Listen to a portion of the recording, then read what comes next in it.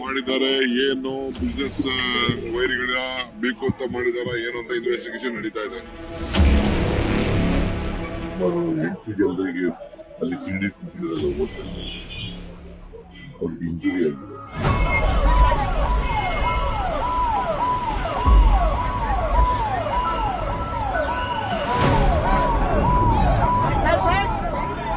Brand Bengaluru ಮಾಡದಿದ್ರೂ ಪರವಾಗಿಲ್ಲ, bomb Bengaluru ಅನ್ನುವ ಕಳಂಕವನ್ನ ಬೆಂಗಳೂರಿಗೆ ತರಬೇಕು.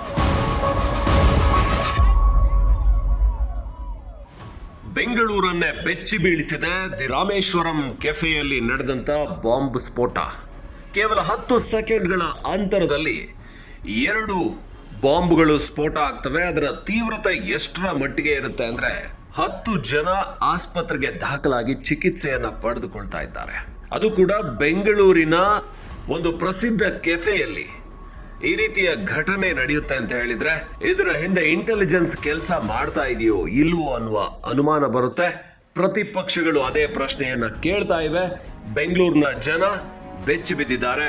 ಇದು ಬ್ರ್ಯಾಂಡ್ ಬೆಂಗಳೂರು ಮಾಡೋಕ್ ಹೊರಟಿರುವಂತ DKC ಅವರೇ, ನೀವು ಬಾಂಬ್ ಬೆಂಗಳೂರು ಮಾಡ್ತಿದ್ದೀರಾ ಅಂತ ಕೇಳ್ತಾ ಇದ್ದಾರೆ. ಹಾಗಾದ್ರೆ ದಿ ರಾಮೇಶ್ವರಂ ಕೆಫೆಯಲ್ಲಿ ಬಾಂಬ್ ಬ್ಲಾಸ್ಟ್ ನಡೆಯೋದರ ಹಿಂದೆ ಯಾವ ರೀತಿಯ ತಯಾರಿ ಇತ್ತು? ಅಶಂಕಿತ ಮಾಡಿದಂತಹ ಕೆಲಸಗಳೇನು?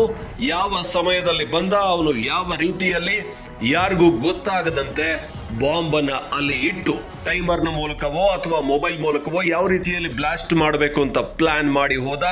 ಈ ಎಲ್ಲ ಡೀಟೇಲ್ಸ್ ಅನ್ನು ಕೂಡ ಹೇಳ್ತೀವಿ. ಕೊನೆಯಲ್ಲಿ ನೀವು ಮಿಸ್ ಮಾಡದೆ ಕೊನೆವರೆಗೂ ನೋಡಿ. ಇದು ನಿಜಕ್ಕೂ ಕಾಂಗ್ರೆಸ್ನ ಮೃದು ಧೋರಣೆಯಿಂದ ಆಗ್ತಾ ಇರುವಂತಹ ಘಟನೆಗಳ. ಯಾಕಂದ್ರೆ ಇತ್ತೀಚೆಗೆ ವಿಧಾನಸೌಧದಲ್ಲೇ ಪಾಕಿಸ್ತಾನ್ ಜಿಂದಾಬಾದ್ ಅನ್ನುವ ಘೋಷಣೆ ಕೂಗಿ ಬಂತು. ಇದು ಸದ್ಯ FSL ರಿಪೋರ್ಟ್ ಬರಬೇಕಾಗಿದೆ, ಅದಕ್ಕಾಗಿ ಈಗ ಕಾಯ್ತಾ ಇರೋದು. ಆದ್ರೆ FSL ರಿಪೋರ್ಟ್ ನಲ್ಲಿ ಎಲ್ಲ ಸರ್ಕಾರದ ಕೈಯಲ್ಲಿ ಇರುತ್ತೆ. ಸಹಜವಾಗಿ ಅವರು ಅದನ್ನ ಪಾಕಿಸ್ತಾನ್ ಜಿಂದಾಬಾದ್ ಕೂಡ ಮಾಡಬಹುದು, ನಾಸಿರ್ ಸಾಬ್ ಜಿಂದಾಬಾದ್ ಕೂಡ ಮಾಡಬಹುದು. ಆದ್ರೆ ಅಸಲಿಗೆ ಏನಾಗ್ತಾ ಇದೆ ಕರ್ನಾಟಕದಲ್ಲಿ? ಬೆಂಗಳೂರಿನ ಜನ ಭಯಭೀತರಾಗಿದ್ದಾರೆ. ಹೌದು, Rameshwaram cafe, the Rameshwaram cafe ಅನ್ನೋದು ಕೇವಲ 1 ವರ್ಷದ ಹಿಂದೆ ಆರಂಭ ಆಗಿ 100 ಕೋಟಿ ಆದಾಯವನ್ನ ಗಳಿಸ್ತಾ ಇರುವಂತಹ ಒಂದು ಪ್ರಸಿದ್ಧವಾದಂತ ಕೆಫೆ ಆಗಿದೆ. ಇಲ್ಲಿ ಸಿಗುವಂತಹ ಖಾದ್ಯಗಳ ಬಗ್ಗೆ ದೇಶ ವಿದೇಶಗಳಿಂದ ಜನ ಬರ್ತಾರೆ. ಬೆಂಗಳೂರಿಗೆ ಬಂದವರೆಲ್ಲರೂ ಕೂಡ ಒಂದು ಸಾರಿ ದಿ ರಾಮೇಶ್ವರಂ ಕೆಫೆಯಲ್ಲಿ ದೋಸೆ ತಿನ್ನಬೇಕು, ಕಾಫಿ ಕುಡಿಬೇಕು ಅಂತ ಇಷ್ಟಪಡ್ತಾರೆ. ಇತ್ತೀಚೆಗೆ ಬೆಂಗಳೂರಿನಲ್ಲಿ ವುಮೆನ್ಸ್ ಪ್ರೀಮಿಯರ್ ಲೀಗ್ ಸ್ಟಾರ್ಟ್ ಆದಾಗ ಅದರ ಉದ್ಘಾಟನಾ ಸಂದರ್ಭದಲ್ಲಿ ಪರ್ಫಾರ್ಮ್ ಮಾಡೋಕೆ ಬಂದಿದ್ದಂತ ಬಾಲಿವುಡ್ ನಟ ಕಾರ್ತಿಕ್ ಆರ್ಯನ್ ಕೂಡ ದಿ ರಾಮೇಶ್ವರಂ ಕೆಫೆಗೆ ಬಂದು ಅಲ್ಲಿ ಕಾಫಿಯನ್ನ ಆರ್ಡರ್ ಮಾಡಿದ್ದು, ಅದನ್ನ ವಿಡಿಯೋ ಮಾಡಿ ಎಲ್ಲ ಕಡೆ ಶೇರ್ ಮಾಡಿದ್ದು ವೈರಲ್ ಆಗಿತ್ತು. ಅಷ್ಟರ ಮಟ್ಟಿಗೆ ಸ್ಟಾರ್ಗಳು, ಸೆಲೆಬ್ರಿಟಿಗಳು ಈ ರಾಮೇಶ್ವರಂ ಕೆಫೆಗೆ ಬರಬೇಕು ಅಂತ ಅಂದುಕೊಳ್ತಾರೆ. ಪ್ರತಿನಿತ್ಯ ಅಲ್ಲಿ ಸಾವಿರ ಸಂಖ್ಯೆಯಲ್ಲಿ ಜನ ಕ್ಯೂನಲ್ಲಿ ನಿಂತ್ಕೊಂಡು ಊಟ ಮಾಡ್ತಾರೆ.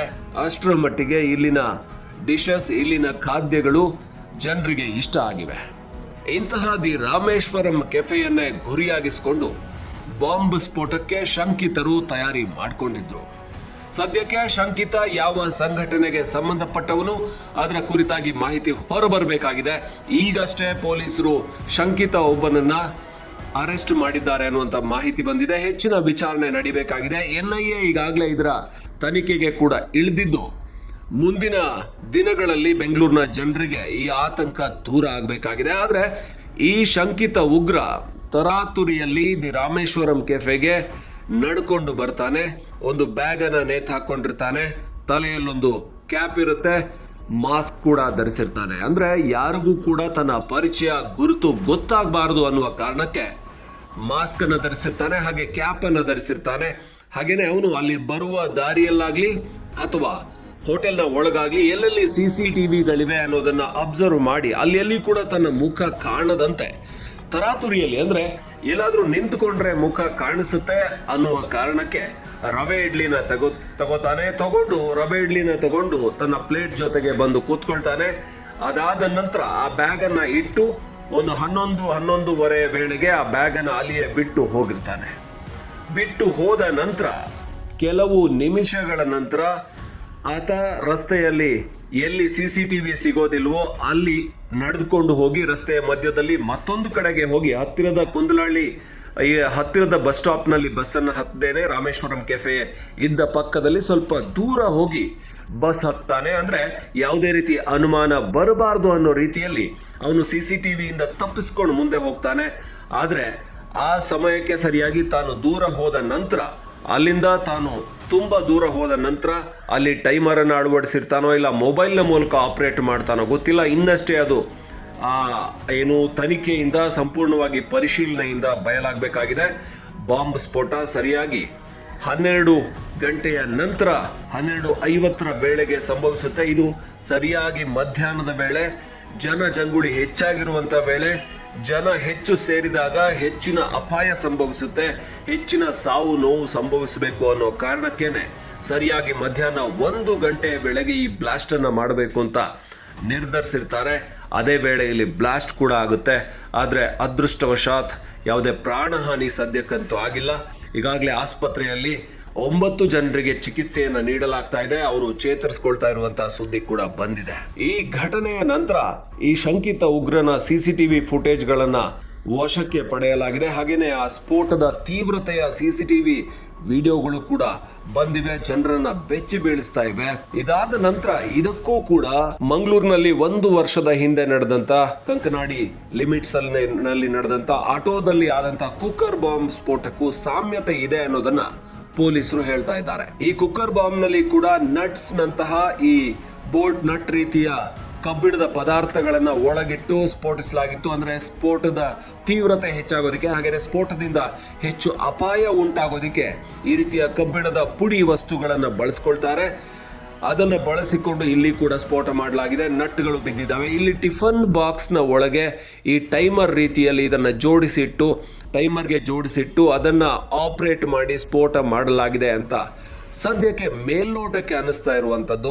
ಅಸಲಿಗೆ ಏನಾಯ್ತು ಅನ್ನೋದು ತನಿಖೆಯಿಂದ ಬಯಲಾಗಬೇಕು. ಆದ್ರೆ ಪ್ರಾಣಹಾನಿ ದೊಡ್ಡ ಮಟ್ಟಿಗೆ ಆಗಬೇಕಾಗಿತ್ತು. ಆದ್ರೆ ಅದು ಏನು ಅದೃಷ್ಟವಶಾತ್ ಅದು ತಪ್ಪಿರುವಂತದ್ದು. ಆದ್ರೆ ದುರಾದೃಷ್ಟವಶಾತ್ ಒಂದಷ್ಟು ಜನರು ತೀವ್ರ ಗಾಯಗೊಂಡು ಆಸ್ಪತ್ರೆಯಲ್ಲಿದ್ದಾರೆ. ಆದ್ರೆ ಈ ವಿಚಾರದಲ್ಲಿ ತಾನು ಏನು ಭಯವನ್ನ ಹುಟ್ಟಿಸಬೇಕೋ ಅದರಲ್ಲಿ ಯಶಸ್ವಿಯಾಗಿದ್ದಾರೆ ಈ ಶಂಕಿತ ಉಗ್ರರು.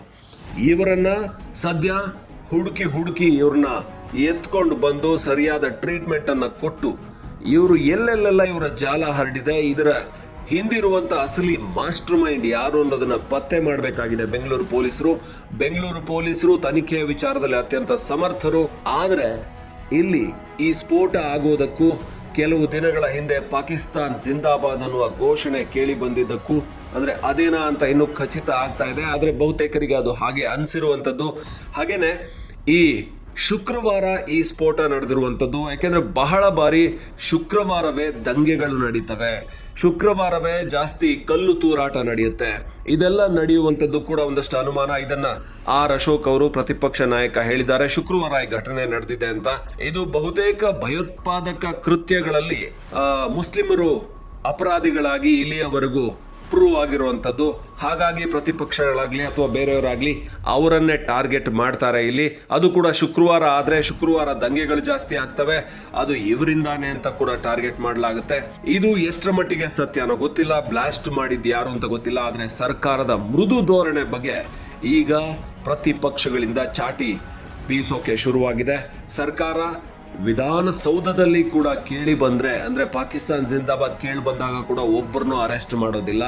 ಆ ರೀತಿಯ ಮೃದು ಧೋರಣೆ ತಳೆದ್ರೆ ಇನ್ನ ಈ KFD PFI ನಂತಹ ಏನು ಸಾಮಾಜಿಕ ಸಮಸ್ಯೆಗಳನ್ನ ಸೃಷ್ಟಿ ಮಾಡುವಂತಹ, ಪಿತೂರಿಗಳನ್ನ ಮಾಡುವಂತಹ, ಭಯೋತ್ಪಾದಕ ಕೃತ್ಯಗಳನ್ನ ಮಾಡುವಂತಹ ಸಂಘಟನೆಗಳು UAPA ಆಕ್ಟ್ ಅಡಿಯಲ್ಲಿ ಇವರ ಎಲ್ಲ ತನಿಖೆಗಳು ನಡೆದು ಇವರನ್ನ ಸಂಪೂರ್ಣವಾಗಿ ಈ ಸಂಘಟನೆಯನ್ನ ಕೇಂದ್ರ ಸರ್ಕಾರವೇ ನಿಷೇಧ ಮಾಡಿದ್ರೂ ಕೂಡ ಇನ್ನೂ ಅವು ಅಲ್ಲಲ್ಲಿ ಅದರ ಒಂದಷ್ಟು ಲಕ್ಷಣಗಳು ಕಾಣಿಸ್ತಾ ಇದ್ದಾವೆ. ಇದಕ್ಕೆ ಕರ್ನಾಟಕದಲ್ಲಿರುವಂತಹ ಕಾಂಗ್ರೆಸ್ ಸರ್ಕಾರ ಅವ್ರ ಬಗ್ಗೆ ಮೃದು ಧೋರಣೆ ತಳೆಯುವಂಥದ್ದು, ಅವರು ನಮ್ಮ ಸಹೋದರರು ಅಂತ ಹೇಳುವಂಥದ್ದು, ಹಾಗೆ ಪಾಕಿಸ್ತಾನ ನಮಗೇನು ವಿರೋಧಿ ದೇಶ ಅಲ್ಲ ಅಂತ ಹೇಳುವಂಥದ್ದು, ಇವರ ಈ ನೇಚರ್ ಇಂದಾಗಿ, ಇವರ ಈ ವರ್ತನೆಗಳಿಂದಾಗಿ ಇಲ್ಲಿರುವಂತಹ ಈ ಭಯೋತ್ಪಾದಕ ಚಟುವಟಿಕೆ ಮಾಡುವಂತವರಿಗೆ ಸರ್ಕಾರ ನಮ್ಮನ್ನ ಯಾವುದೇ ರೀತಿಯಲ್ಲಿ ಶಿಕ್ಷಿಸೋದಿಲ್ಲ, ಸರ್ಕಾರ ನಮ್ಮನ್ನ ಕಾಪಾಡುತ್ತೆ ಅನ್ನುವಂತ ಅಭಯ ಸಿಕ್ಕಿದ ಹಾಗಾಗಿದೆ. ಆ ಕಾರಣಕ್ಕೇನೆ ಇವರು ಭಯೋತ್ಪಾದಕ ಕೃತ್ಯಗಳನ್ನ ಹೆಚ್ಚು ಮಾಡ್ಕೊಳ್ತಾ ಇದ್ದಾರೆ. ಇದೆಲ್ಲವೂ ಈ ಭಯೋತ್ಪಾದಕ ಕೃತ್ಯಗಳಿಗೆ ಹಿಂದೆ ಇರುವಂತದ್ದು ಕಾಂಗ್ರೆಸ್ನ ಮೃದು ಧೋರಣೆ ಅನ್ನುವಂಥದ್ದು ಈಗ ಬಿಜೆಪಿ ಹೇಳ್ತಾ ಇರುವಂತದ್ದು. ಈ ಬಾರಿ ಬಜೆಟ್ ಅಧಿವೇಶನ ಶುರುವಾದಾಗ ಮೊದಲಿಗೆ ಬಿಜೆಪಿ ಹೇಳಿದ್ದೆ ರಾಜ್ಯದಲ್ಲಿ ಕಾನೂನು ಸುವ್ಯವಸ್ಥೆ ಹದಗೆಟ್ಟಿದೆ ಅನ್ನುವಂಥದ್ದು. ಅದರ ಬಗ್ಗೆನೇ ಸರ್ಕಾರವನ್ನ ತರಾಟೆಗೆ ತೆಗೆದುಕೊಳ್ತು. ಅದರ ಬಗ್ಗೆನೇ ಆರ್ ಅಶೋಕ್ ಅವರು ಹಾಗೇನೆ ಬೇರೆ ಬೇರೆ ಶಾಸಕರು ಹಾಗೆ ಬಿಜೆಪಿ ಹಿರಿಯ ನಾಯಕರು ಮಾತಾಡಿದ್ರು. ಇದಕ್ಕೆ ಕಾಂಗ್ರೆಸ್ ಉತ್ತರ ಕೂಡ ಕೊಡ್ತು. ಅಂದ್ರೆ ಪದೇ ಪದೇ ಕಾನೂನು ಸುವ್ಯವಸ್ಥೆ ಹದಗೆಡ್ತಾ ಇದೆ. ಅದಕ್ಕೆ ಮತ್ತೊಂದು ಉದಾಹರಣೆಯಾಗಿ ಇತ್ತೀಚೆಗೆ ವಿಧಾನಸೌಧದಲ್ಲೇನೆ ಪಾಕಿಸ್ತಾನ್ ಜಿಂದಾಬಾದ್ ರೀತಿ ಘೋಷಣೆಗಳು ಬಂದಿದ್ದಾಗಿರ್ಬೋದು. ಈಗ ಆಗಿರುವಂತಹ ಬೆಂಗಳೂರು ಜನರಿಗೆ ಆತಂಕ ಮೂಡಿಸಿರುವಂತಹ ಬಾಂಬ್ ಬ್ಲಾಸ್ಟ್. ಇದರ ಕುರಿತಾಗಿ ಕಾಂಗ್ರೆಸ್ ಸರ್ಕಾರ ತಾನು ಎಷ್ಟೇ ಗ್ಯಾರಂಟಿಗಳನ್ನ ಕೊಟ್ಟರು ಕೂಡ, ತಾನು ಎಷ್ಟೇ ಒಳ್ಳೆ ಕೆಲಸಗಳನ್ನ ಮಾಡಿದ್ರು ಕೂಡ, ಜನರ ಅಕೌಂಟಿಗೆ ಪ್ರತಿ ವರ್ಷ 50,000 ಹಾಕ್ತೀವಿ ಅಂತ ಹೇಳ್ತಾ ಇದ್ರು ಕೂಡ ಜನರಿಗೆ ಸರ್ಕಾರದ ಬಗ್ಗೆ ನಂಬಿಕೆ ಬರೋದಕ್ಕೆ ಸಾಧ್ಯ ಇಲ್ಲ. ನಮ್ಮ ಜೀವವನ್ನೇ ತೆಗೆದು ನಮ್ಮನ್ನ ಭಯದಲ್ಲಿಟ್ಟು ನಮ್ಗೆ 50,000 ಕೊಟ್ರೆ ಏನು ಪ್ರಯೋಜನ ಅಂತ ಜನ ಕೇಳ್ತಾರೆ. ಹಾಗಾಗಿ ಈ ರೀತಿಯ ಅನಾಹುತವನ್ನ ಮಾಡ್ಕೊಳ್ಳದೆ ಇದ್ರೆ ಮಾತ್ರ ಬಹುಶಃ ಕಾಂಗ್ರೆಸ್ ಸರ್ಕಾರ ಯಶಸ್ವಿ ಆಗುತ್ತೆ. ಇಲ್ಲಾಂದ್ರೆ ಒಳ್ಳೆ ಕೆಲಸಗಳನ್ನ ಮಾಡಿ ಕೂಡ ಈ ರೀತಿ ಜನರ ಸುರಕ್ಷತೆ ವಿಚಾರದಲ್ಲಿ ಕೈ ಕೊಟ್ಟು ಜನರಿಂದ ಚೀಮಾರಿ ಹಾಕಿಸ್ಕೊಳ್ಳುತ್ತೆ ಅಂತ ಅನ್ನಿಸ್ತಾ ಇದೆ. ಸದ್ಯಕ್ಕೆ ಹೆಚ್ಚಿನ ಮಾಹಿತಿಗಳು ಬಾಂಬ್ ಬ್ಲಾಸ್ಟ್ ಬಗ್ಗೆ ತನಿಖೆಯ ನಂತರವಷ್ಟೇ ಬರಬೇಕಾಗಿದೆ. ಈಗ ಮಂಗಳೂರು ಕುಕ್ಕರ್ ಬ್ಲಾಸ್ಟ್ ಆಯ್ತಲ್ಲ, ಆಗೇನ್ ಮಾಡಿದ್ರು? ಹಾಗೂ ಶುಚೀಕರಣದ ಏನೋ ಹೇಳ್ಬೇಕು ಏನಪ್ಪ. ನಾನು ಯಾರು ಬ್ಲಾಸ್ಟ್ ಮಾಡೋದನ್ನ ಖಂಡಿಸ್ತೀನಿ ನಾನು, ಬಟ್ ಅದ್ರಲ್ಲಿ ರಾಜಕೀಯ ಮಾಡಕ್ ಹೋಗ್ಬಾರ್ದು. ಭಯೋತ್ಪಾದಕ ಕೃತ್ಯ ಅಂತ ಏನಾದ್ರು ಇಲ್ಲ, ಇನ್ನೂ ಇನ್ವೆಸ್ಟಿಗೇಷನ್ ಇಸ್ ಗೋಯಿಂಗ್. ಇನ್ವೆಸ್ಟಿಗೇಷನ್ ಅಲ್ಲಿ ಏನ್ ಆಗುತ್ತೆ ಅದು ನೋಡ್ಬಿಟ್ಟು ಅದ್ರ ಮೇಲೆ ಕ್ರಮ ತಗೋಬೇಕು.